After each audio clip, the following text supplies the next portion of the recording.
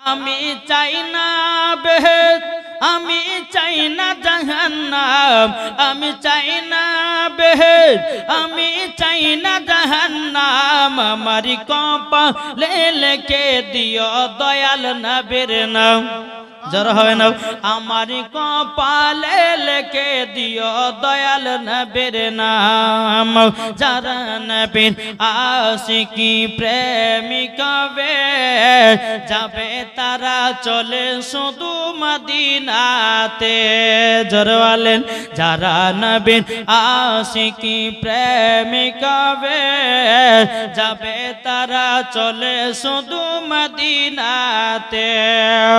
দেখলে পরে চিনা যায় নবীর দিওয়ানা, দেখলে পরে বুঝা যায় নবীর দিওয়ানা। আমার কপালে লিখে দিও দয়াল নবীর নাম। জোরে বলুন সুবহানাল্লাহ।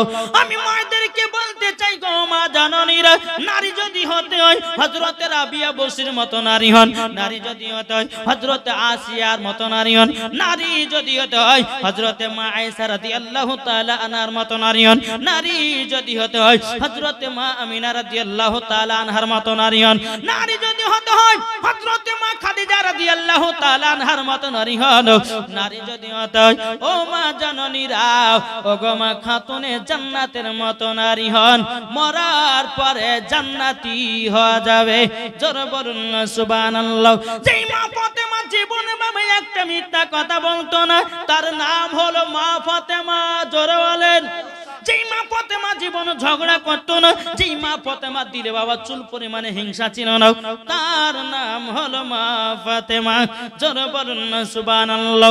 যেই মা ফাতেমা রাদিয়াল্লাহু তাআলা আনহার চেহারা কোনোদিন পুরুষে দেখতে পাই না, মা ফাতেমা রাদিয়াল্লাহু তাআলা আনহা জীবনে কোনোদিন ছেলেদের চেহারা দেখে নাই, তারই নাম হলো মা ফাতেমা। জোরে বলেন না সুবহানাল্লাহ। মা ফাতেমা কার নাম? জীবনে একটা ওয়াক্ত নামাজ কাজা করে না।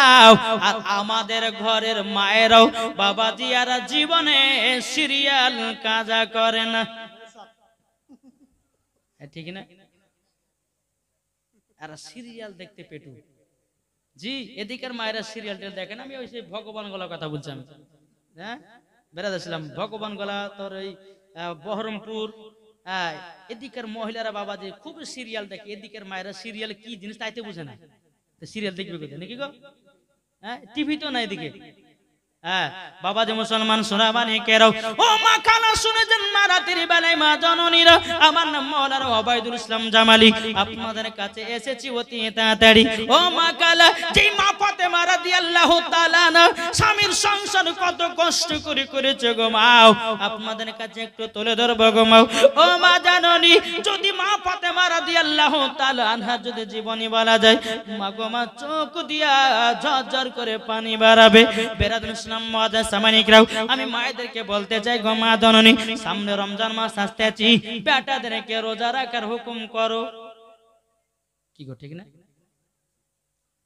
বেরাদুল ইসলাম বেটাদেরকে তোমরা হুকুম করো।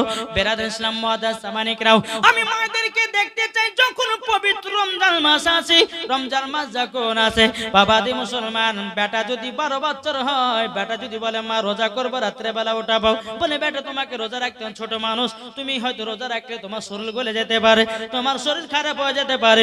ও মা জননী, জীবনে কথা বলবেন না। আপনার বেটা বেটি যদি রোজা রাখতে চাই, তুমি সকাল আপনার কিনা সেহরি সুমাতে বেটা বেটিকে দেখে তুমি সেহরি খাও, রোজা রাখাও, আমার আল্লাহ খুশি হবে। জোরে বলেন সুবহানাল্লাহ। বাবাজি পবিত্র রমজান মাসে বাবা আপনার কিনা একটা রোজা শুরু, বাবাজি সেহরি খাবেন। মা ফাতেমা রাদিয়াল্লাহু তাআলা আনহা তিনি বলতে চান, বলো গো আমার বেটা ইমাম হাসান ইমাম হোসেন, জলদি করে উঠে যাও, তোমাদেরকে সেহরি খেতে হবে, তোমাদেরকে রোজা রাখতে হবে। ইমাম হাসান ইমাম হোসেন যখন বাবা বিছানা থেকে উঠে মুখ হাত পা ধুয়ে বলছো গো মা জননী, ও মা জননী আপনার কাছে একটা আবেদন করতে চাই, মা গো মা সেহরি খাবার কি আছে বলুন। খাতুনে জান্নাত বলছে বেটা গো, ও গো বেটা শোনো গো, আমার বাড়িতে খাবার বলতেছে এরকম কিছু নাই। ও গো বেটা প্রথম রোজাতে তোমরা দুভাই খাবে খেজুর আর পানি। জোরে বলেন সুবহানাল্লাহ। ইমাম হাসান ইমাম হোসেন বলছে মা গো, ও গো মা জননী, আমরা দুই ভাই খেজুর আর পানিকে রোজা করলাম। খাতুনে জান্নাত আল্লাহর কাছে দোয়া করে বলেছে আল্লাহ গো, ও গো রব্বুল আলামিন, আমার দুই বেটা ইমাম হাসান ইমাম হোসেন তারা রোজা রাখার জন্য সেহরি খেয়ে নিয়েছি আল্লাহ, শুধু খেজুর আর পানি। বেরাদুল ইসলাম মাদ্রাসা মানে কেন খাতুনে জান্নাত মা ফাতেমা রাদিয়াল্লাহু তাআলা আনহা তিনি বলতেছে ও গো ইমাম হাসান ইমাম হোসেন, ও গো বেটারা তোমরা কি দুঃখ কষ্ট পেয়েছো নাকি? ইমাম হাসান ইমাম হোসেন বলছে মা গো মা, আমরা কোনো দুঃখ পাই নাই, কষ্ট পাই নাই। সারাদিন মান চলে গেল, বাবাজি ইফতারের টাইমে ইমাম হাসান ইমাম হোসেন বলছে গো মা জননী, আমাদের ইফতার কি আছে বলুন না। খাতুনে জান্নাত মা ফাতেমা রাদিয়াল্লাহু তাআলা আনহা তিনি বলছে গো বেটারা, তোমাদের জন্য ইফতার হবে, এটাও হলো খেজুর আর পানি। জোরে বলেন সুবহানাল্লাহ। খেজুর আর পানি। বাবাজি মুসলমান ভাইরাও, যখন বাবাজি প্রথম রোজাতে আপনার সেহরি খেলো খেজুর পানি, ইফতার করলেও খেজুর আর পানি দিয়ে। আমাদের ঘরে ছেলেরা করবে কি গো? তুমি ভাত রান্না করছো না, কাল থেকে রোজাই করবে না, বলবে না।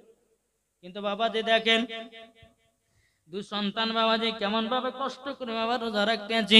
বেরাদুল ইসলাম মাদ্রাসা মানে কিরাম, প্রথম রোজা যখন বাবা পার হয়ে গেল, পার হয়ে যাওয়ার পরে দ্বিতীয় রাত্রিতে বাবা সেহরি খাওয়ার টাইমে খাতুনে জান্নাত মা ফাতেমা রাদিয়াল্লাহু তাআলা আনহা তিনি বলতেছে গো আমার বেটারা, ও বেটারা তোমরা শোনো গো শোনো, ও গো বেটারা চলো তোমাদেরকে সেহরি খেতে হবে। বলে তাই নাকি? বললাম তোমরা সেহরি খাবে, চলো ওঠো। দুই বেটা আপনার ইমাম হাসান ইমাম হুসাইন উঠেছে বাবা। ওঠার পরে বলছো গো মা জননী, মা জননী, ও গো মা আমরা কি আজ সেহরি খাবো? খাতুনে জান্নাত বলতেছো গো আমার বেটারা, আজকেও তোমাদের জন্য খেজুর আর পানি। জোরে বলেন সুবহানাল্লাহ। খেজুর আর পানি। ইমাম হাসান ইমাম হোসেন বলছে মা গো, ও মা জননী, আমরা তো প্রথম রোজাতে আমরা খেজুর পানিকে রোজা করেছি, ও গো মা জননী দ্বিতীয় রোজাতেই আমরা খেজুর আর পানি খেয়ে করলাম গো মা। ও গো মা জননী একটু ভালো খাবার পাওয়া যাবে না গো মা? খাতুনে জান্নাত বলতেছে বলে বেটারা একটু সহ্য সবর করো। আল্লাহ পাক আল্লাহ তাআলা বলতেছে ইন্নাল্লাহা মা'আস সাবিরিন, আল্লাহ পাক আল্লাহ তাআলা সবরকারীর সঙ্গে সব সময় থাকেন। জোরে বলেন না সুবহানাল্লাহ। ও বেটারা তোমরা চিন্তা করো না গো, তোমরা দ্বিতীয় রোজাটা রেখে দাও, রেখে দাও। বাবাজি মুসলমান ভাইরা, দ্বিতীয় রোজা যখন রাখা হলো, রাখার পরে আপনার কোন সন্ধ্যা নেমে আসতেছে, ইফতারের টাইম হয়ে আসতেছে। খাতুনে জান্নাত মা ফাতেমা রাদিয়াল্লাহু তাআলা আনহাকে বলতেছে, ইমাম হাসান ইমাম হোসেন বলতেছে গো মা জননী আজকে আমাদের কি ইফতার হবে? খাতুনে জান্নাত চোখের পানি ফেলে বলছে বেটারাও, ও গো বেটারা তোমরা দুঃখ করো না, তোমরা কষ্ট পেও না, কষ্ট পেও না। আজকেও তোমাদের জন্য খেজুর আর পানির ব্যবস্থা। ইমাম হাসান ইমাম হুসাইন বলতেছে বলো গো মা জননী, মা সহ্য করতে পারি না গো মা। ও গো মা আমরা ভাবলাম আমাদের ইফতার হয়তো আমাদের একটু ভারী খাবার হবে। খাতুনে জান্নাত বলতেছে বেটারা তোমরা টেনশন করো না, তোমরা আজকে খেজুর আর পানি দিয়ে ইফতার করো, তোমাদেরকে আল্লাহ সাহায্য করবে। জোরে বলেন না সুবহানাল্লাহ। বাবাজি মুসলমান ভাইরা, যখন দ্বিতীয় রোজা এইরকম ভাবে যখন বাবা রাখা হলো, রাখার পরে বেরাদুল ইসলাম মাদ্রাসা মানে কিরাম এ সোনা মানে কেরো আমার বাবা যে 3 দিন দিনকে রাত্রিতে বাবাজি 3 নম্বর রোজাতে খাতুনে জান্নাত মা ফাতেমা রাদিয়াল্লাহু তাআলা আবার বাবাজি ইমাম হাসান ইমাম হোসেনকে বলছে বেটারাও জলদি করে বিছানা থেকে উঠে যাও, বেটারা উঠে যাও, তোমাদেরকে ইফতার সেহরি খেতে হবে। বেরাদার ইসলাম মাদান সামানিকরাও ইমাম হাসান ইমাম হোসেন আসার পরে বলছে মা গো আজকে কি আমাদের জন্য সেহরি খাবার ভালো হবে না? খাতুনে জান্নাত চোখের পানি ফেলে বলছে বেটারাও ওগো বেটারাও একটু সহ্য সবর করে আপনার কিনা সেহরিটা খাও। বেরাদার ইসলাম মাদান সামানিকরাও ইমাম হাসান ইমাম হোসেন বলতেছে বলো গো মা জানানি আমরা তো 5 দিন খেজুর পানিকে রোজা করলাম, ওগো বেটা একটু সহ্য সবর করো। বাবাজি 3টা রোজাতেও খেজুর আর পানিকে বাবাজি আপনার ইফতার আপনার সেহরিটা করলেন। সেহরিটা করার পরে সারাদিন মান চলে যায়। আসরের নামাজের পর বলতেছ গো মা জাননি দেখো দেখো দেখো মক্কাতে কত বাচ্চা বাচ্চা ছেলের বাপেরা তার কত মন্দ ভালো মন্দ খাবার নিয়ে যায়, কত ফল নিয়ে যায়। মা গো আমাদের কি ভালো মন্দ হবে না? আমার খাতুনে জান্নাত বলছে বেটারা তোমরা টেনশন করো না, তোমরাও খাবার খেতে পাবা। জোরে বলেন বাবাজি মুসলমান ভাইরাও এই সোনা মানিকেরাও খাতুনে জান্নাত মা ফাতেমা রাদিয়াল্লাহু তাআলা না তিনি আসরের নামাজের পর বাবাজি 2 রাকাত নফল নামাজ পড়লেন। আল্লাহর কাছে হাত তুলে দোয়া করতে যাবেন আল্লাহ ওগো রব্বুল আলামিন, ওগো রব্বুল আলামিন আপনার কাছে একটা আবেদন করব গো আল্লাহ, আল্লাহ আমার বেটারা 2 দিন ধরে কষ্ট করে রোজা রাখতেছে, আল্লাহ গো আমার বেটাদের জন্য খাবারের ব্যবস্থা করে দিন। জোরে বলেন সুবহানাল্লাহ। আল্লাহ পাক আল্লাহ তাআলা বলতো গো আমার জিবরিল আমিন জান্নাত থেকে ফলমূল খাবার নিয়ে যাও, খাতুনে জান্নাতের বাড়িতে রেখে দাও। জোরে বলেন সুবহানাল্লাহ। বাবাজি মুসলমান ভাইরা এদিকে ইমাম হাসান ইমাম হোসেন বলছে মা গো আমাদেরকে আজকে খেজুরের পানি খেয়ে কি ইফতার করতে হবে। বলতেছে বেটারাও তোমরা তো নিজে নিজে বসো, আল্লাহ যেটা আমাদের কপালে রেখেছে সেটাই আমাদের জড়বে। বাবাজি মুসলমান ভাইরা ইমাম হাসান ইমাম হোসেন যখন বাবা ইফতার করার জন্য বসে গেছেন, বসে যাওয়ার পরে বাবাজি একটার পর একটা খাবার নিয়ে এসেছি, নিয়ে আসার পরে বলতে চগো মা এত সুন্দর খাবার কোথা থেকে পেয়েছো মা বলো না। বেরাদুল ইসলাম মাদান সামানিকরা খাতুনে জান্নাত মা ফাতেমা রাদিয়াল্লাহু তাআলা তিনি বলতে চাও গো আমার বেটারো তোমরা ইফতার করতে লাগো। বাবাজি এত সুন্দর সুন্দর ফল মন বাবা সোনা মানিকেরাও যখন বাবা ইফতার করা হলো ইমাম হাসান ইমাম হোসেন আমার নবীজির কাছে গেছি, বলছো গো নানা জান ও গো নানা জানো আজকে আমরা ইফতার করেছি সুন্দর সুন্দর ফল দিয়ে, ও গো নানা জান আমরা 2 দিন ধরে ফলমূল পাই নাই, নানা গো আজকে আমরা যেন এত সুন্দর সুন্দর ফল পেয়েছি। আমার গায়েবের সংবাদদাতা নবী বলতে চগো আমার নাজার রাসূলেরাও এই ফল কোন দুনিয়ার ফল নয়, এই ফল গুলো হলো জান্নাতি ফল। জোরে বলেন সুবহানাল্লাহ। বাবাজি মুসলমান ভাইরাও তাই আমি মায়েদেরকে বলতে চাই মা বেটার প্রতি দরদ করো না, পিটির প্রতি দরদ করো না, তাদেরকে পিটিয়ে নামাজ পড়াও, পিটিয়ে তাদেরকে রোজা ধরাও, তাদেরকে সঠিক পথে চালাও। কেননা আমার আলিমউদ্দিন নকশবন্দি রাহমাতুল্লাহ আলাইহি বলেছে বৃক্ষ তুমি কেমন ফলে তোমার পরিচয়। মা যদি নামাজি হয় পিটিও নামাজি হবে, মা যদি পর্দাবালি হয় পিটিও পর্দাবালি হবে, মা যদি কোরআন পড়ে পিটিও কোরআন পড়বে, মা যদি রোজা করে পিটিও রোজা করবে। বাপ যদি নামাজি হয় বেটা নামাজি হবে, বাপ যদি কোরআন পড়ে বেটাও কোরআন পড়বে, বাপ যদি ভালো পথে চলে বেটাও ভালো পথে চলবে। তাই আমার আলিমউদ্দিন নকশবন্দি রাহমাতুল্লাহ আলাইহি বলেছি বৃক্ষ তুমি কেমন ফলে তোমার পরিচয়। জোরে বলুন সুবহানাল্লাহ। যেমন গাছ হবে বাবাজি তেমন ফল ধরবে। এখনকার মা বোনরা তো বেটা বেটিকে শিক্ষা দিচ্ছে কি জানে, বলছে বেটা কাঁদিস নে, তখন বলছে মোবাইলটা লে আর শফিকের ভিডিও দেখ, আর ঠিক না? কার্টুন দেখ, ডিম দেখ, কত কত কত কত বাবাজি জিনিস দেখায় বেটাদেরকে ভুলাইয়া দিচ্ছে। কিন্তু মা গো, আপনার বেটার হাতে মোবাইলটা দিয়েছো, আপনার পায়ে আপনি কোরআন মেরেছেন।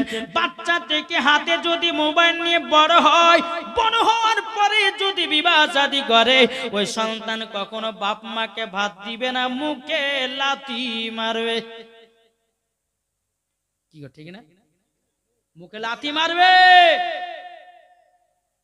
যে বাচ্চা হাতে মোবাইল, বাচ্চার হাতে মোবাইল। আমরা যখন বাচ্চা কালে ছিলাম, মোবাইল কি জিনিস তো আমরা যখন মোবাইল, তো বাবা যে সে একটা নোকিয়া না কি একটা মোবাইল, ছোট্ট মোবাইল, হ্যাঁ হ্যাঁ 1110, ওই মোবাইলটা বেরিয়েছিল। কিন্তু মোবাইল কিভাবে টিপতে হয় তাই জানে না। এখনকার বাচ্চাদের হাতে মোবাইল দেন, ইউটিউব খুলে দিচ্ছে, আর ইউটিউব খোলার পরে বলছে যে কার্টুন দাও, তো কার্টুন চলে এসছে, বুঝছো, শফিকের ভিডিও দাও, চলে আসছে, যা চাচ্ছে তাই পাচ্ছে। বেরাদর ইসলাম, এই মোবাইলটা বাচ্চাদের জন্য জাদু হয়ে গেছে। এখন বাচ্চারা বলছে মোবাইল নাইলে ভাতও খাবো না। করছে না, করছে না? সামনে মোবাইল চালিয়ে দিছে, এদিকে মোবাইলও দেখছে আর ভাতও খাচ্ছে। তাহলে কি জামানা আসলো, ঠিক না? তাই ভাই, আমি মায়েদেরকে বলতে চাই, মা জননীরা নিজের বেটার হাতে মোবাইল দিবেন না, বাচ্চার হাতে মোবাইল দিবেন না, মেয়ের হাতে মোবাইল দিবেন না, বাচ্চা মেয়ের হাতে। কেন না? ওই বাচ্চা থেকে যখন মোবাইল লাড়বে, বড় হবে, তখন আর সে পর্দাবালি হবে না বাবাজি, বেপর্দাবালি হয়ে অন্য ছেলের সাথে লাইন মেরে পালাবে। বুঝেন না? জি বেরাদর ইসলাম মুআদ্দাস সামানিকরাম। আর এখনকার বাবাজি কিছু কিছু বাবা মেয়ের বাপের আছে, যেই ঘরে 3টা 4টা পিটি, তার মাথা গরম গরম হচ্ছে না? কিছু কিছু বাপেরা বলছে, আরে 4টা পিটি বিক্রি করতে হবে। এখন 4টা পিটিকে যদি পর্দাতে রাখি, তো কোনো ছেলে তো পছন্দ করবে না। তাই এক কাজ করি, পিটিদেরকে জালালা জামা পিনাই, আর বডি দেখবে, আর পেট দেখবে, আর পিঠ দেখবে, আর হাঁটু দেখবে। দেখার পরে বাবাজি কত ছেলেরা বাবা পছন্দ করবে। পছন্দ করার পর আমার বিটিকে নিয়ে পালাবে, 3 লাখ টাকা বেজে যাবে। করছে না? বলেন সত্যি কিনা বলেন? যেই ঘরে 3টা 4টা মেয়ে আছে, ওই বাপ কিন্তু মেয়েদের খোঁজ খবর রাখে না। আর বিটি কি করছে না করছে খোঁজ খবর রাখে না।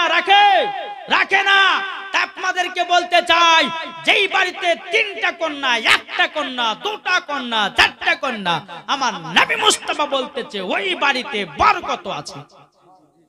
কিন্তু মেয়েদেরকে মানুষের মতো মানুষ করতে হবে, বেপর্দাবালি করলে হবে না। নাকি বলছে? এখন বেরাদর ইসলাম, মহিলারা জামা পঞ্চের ভাব, মহিলাদের 5টা পোশাক পরা হারাম আছে। এখনকার মহিলাদের যে পোশাক পরে বেড়াচ্ছে বাবাজি, আর এই পোশাক পরার কারণে আজ দুনিয়াতে ধর্ষণ চলছে না? জি, তাই মহিলাদেরকে বলতে চাই, তোমরা পর্দা হয়ে চলো। পর্দা, নিজের শরীরকে পর পুরুষকে দেখাও না।